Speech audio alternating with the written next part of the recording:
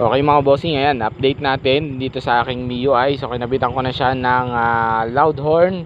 So yung loud horn niya is yung compact horn na may dalawang trumpet.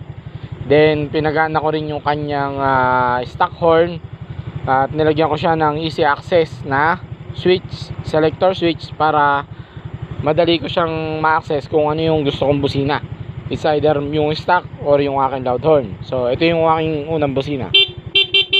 Ayan yung aking stock horn. So easy access kasi dito ko lang siya iso-switch.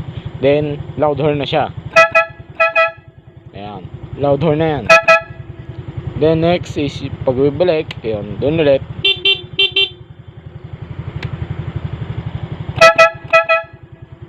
Okay. So yung video tutorial niya mga bossing, dual horn setup, easy access, update natin kayo. Edit ko lang yung video natin mga bossing. Upload ko siya soon.